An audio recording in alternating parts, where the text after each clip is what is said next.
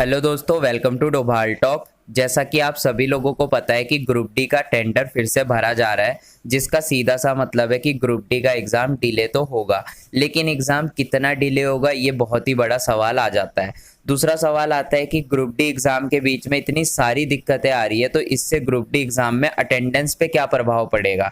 क्या अटेंडेंस कम होगी या फिर अटेंडेंस उतनी ही रहेगी? और तीसरा सवाल स्टूडेंट्स ये भी पूछ रहे हैं कि अब एनएससीआईटी का टेंडर तो कैंसिल हो गया है, तो क्या अभी भी ग्रुप डी एग्ज़ाम की कट ऑफ हाई जाएगी या फिर कट ऑफ थोड़ी कम भी रह सकती है? तो यार इन सभी चीज़ों के बारे में आज हम बात करने वाले हैं। इसके लिए वीडियो को आपने पूरा देखना है, और अगर वीडियो आपको पसंद आती है तो वीडियो को लाइक भी करना है और एक प्यारा सा कमेंट भी करना है। अगर आप लोग प्लान कर रहे हो मॉक टेस्ट खरीदने का, तो अभी आपके पास बेस्ट मौका है मॉक टेस्ट खरीदने के लिए, क्योंकि अभी टेक्स्ट बुक में एपिक पास सेल चल रही है। ये सेल 30 अप्रैल रात 12 बजे तक चलने वाली है, जिसके अंतर्गत अगर आप टेक्स्ट बुक का कोई सा भी पास खरीदोगे, चाहे वो मंथली हो, चाहे ईयरली हो, चाहे कोई सा भी पास हो, तो यहाँ पर आपको 50% की एक्स्ट्रा वैलिडिटी मिल जाएगी।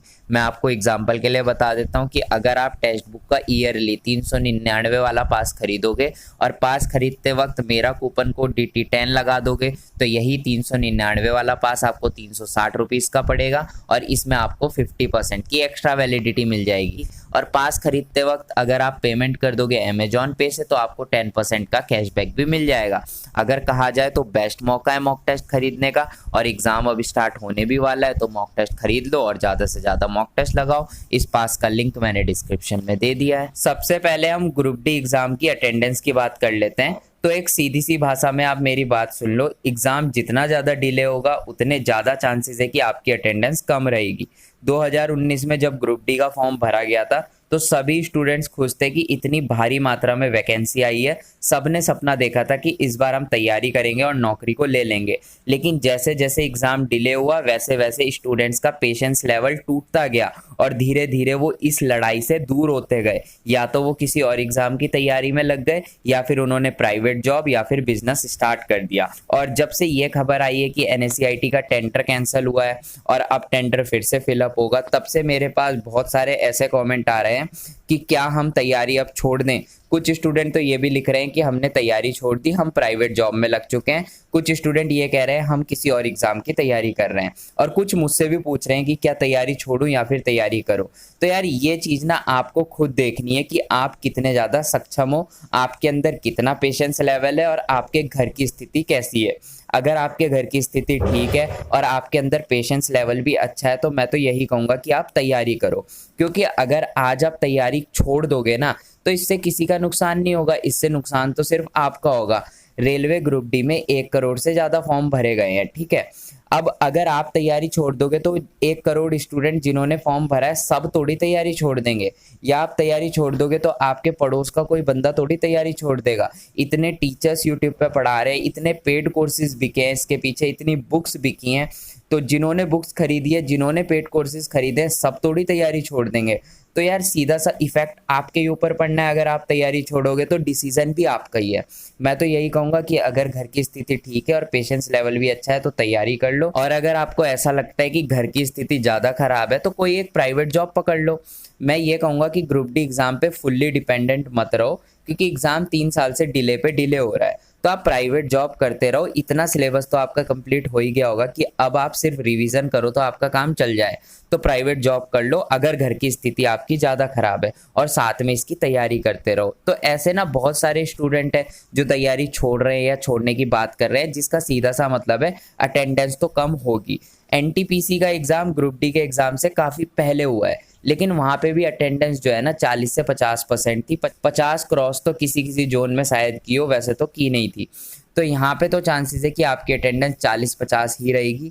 इससे ज़्यादा बहुत मुश्किल है, मैक्सिमम मान लोगे तो 55%। इससे ज़्यादा मुझे तो नहीं लगता कि आपकी अटेंडेंस जाएगी। और सीधी सी बात है, जितनी कम आपकी अटेंडेंस होगी उतने ही कम एफर्ट आपको करने पड़ेंगे सिलेक्शन लेने के लिए, क्योंकि धीरे धीरे आपका कंपटीशन भी कम होगा।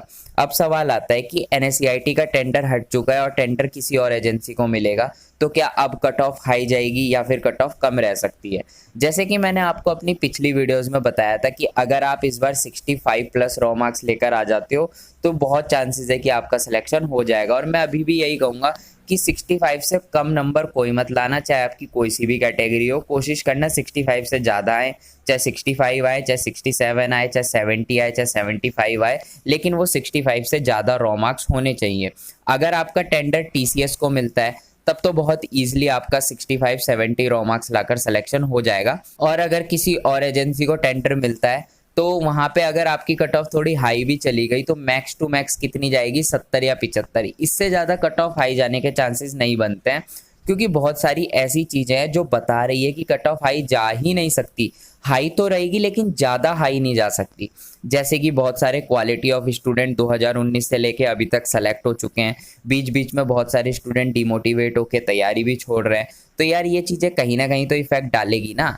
अब कोई स्टूडेंट ऐसा था जो 8 घंटे पढ़ता था, पढ़ाई में भी तेज़ था, उसे ये भी पता है कि अगर मैं रेलवे की तैयारी छोड़ के किसी और एग्ज़ाम की तैयारी करूँगा तो वहाँ पे सिलेक्शन ले लूँगा। और ऐसा स्टूडेंट अगर लड़ाई से हट जाता है तो आपके लिए रास्ता साफ होगा। वो स्टूडेंट पहले अगर इस एग्ज़ाम में रहता तो कट ऑफ बढ़ा देता, लेकिन अब वो हट चुका है तो सीधी सी बात है कट ऑफ थोड़ी बहुत कम होगी। तो फिर भी मैं आपको यही कहूँगा 65 से कम नंबर लाने की तो मत सोचना, कोशिश करना इससे ज़्यादा ही जाए। NSEIT का जो टेंडर हटा है ये बहुत ही अच्छी चीज़ हुई है। NSEIT एग्ज़ाम लेती तो इस बार आपकी कट ऑफ हाई चली जाती, लेकिन अब चांसेस है कि NSEIT के टाइम पे जितनी कट ऑफ जाती उससे तो थोड़ी बहुत कट ऑफ आपकी कम ही रहेगी। अब एक सवाल सबसे बड़ा आ जाता है कि एग्ज़ाम कब स्टार्ट होगा। ये एग्ज़ाम तो 2019 से लेके अभी तक डिले ही होता जा रहा है। जब भी एग्ज़ाम का कोई नोटिस आता है उसमें बताया जाता है कि आपकी एक टेंटेटिव डेट है, स्टूडेंट फिर खुश होकर तैयारी करते हैं और बाद में कुछ ना कुछ दिक्कत आ जाती है। तो यार इस बार जहाँ तक मुझे लगता है आपका एग्ज़ाम ना थोड़ा डिले तो होगा। देखो जैसे इन्होंने जुलाई की टेंटेटिव डेट दी थी तो जुलाई अगस्त में तो अभी मुश्किल लग रहा है, लेकिन हाँ सितंबर तक आपका एग्ज़ाम स्टार्ट हो जाएगा। अक्टूबर में बहुत मुश्किल है कि अक्टूबर तक जाए, सितंबर तक मुझे लगता है कि हो जाएगा। बहुत सारे स्टूडेंट ये भी बोल रहे हैं कि आप डिमोटिवेट कर देते हो कि सितंबर तक एग्ज़ाम जाएगा, एग्ज़ाम तो जल्दी होना चाहिए। कुछ स्टूडेंट ये भी कमेंट करते हैं कि नहीं नहीं जुलाई में एग्ज़ाम स्टार्ट हो जाएगा। और कल ही मेरे पास एक कमेंट आया और यूट्यूब में मैंने वीडियोस भी देखी जिसमें टीचर्स बात कर रहे हैं हम फिर से प्रोटेस्ट करेंगे अगर जुलाई में एग्ज़ाम नहीं हुआ और ट्विटर कैंपेन फिर से करेंगे। तो यार एग्ज़ाम कब स्टार्ट होगा ये बहुत सारी कंडीशंस पे डिपेंड करता है। मान लो अब एग्ज़ाम को लेके कोई ट्विटर कैंपेन या कोई प्रोटेस्ट चल जाता है तो ऑब्वियस सी बात है रेलवे पे दबाव पड़ेगा और वो जल्द से जल्द कोई नोटिस दे देगा। तो वहीं आपका एग्ज़ाम रेलवे कोशिश करेगा कि अगस्त तक स्टार्ट करा दे। इन केस अगर कोई ट्विटर कैंपेन प्रोटेस्ट वगैरह नहीं होता है तो मैंने आपको बताया ही है सितंबर तक आपका एग्ज़ाम जा सकता है। और इसमें कोविड की कंडीशन भी डिपेंड करती है कि अगस्त सितंबर के टाइम पे कोविड की कंडीशन क्या है, उस हिसाब से आपका एग्ज़ाम स्टार्ट होगा। तो जहाँ तक मेरी राय है, मेरा पर्सनल ओपिनियन है, मुझे तो यही लगता है कि सितंबर तक तो आपको वेट करना पड़ ही सकता है।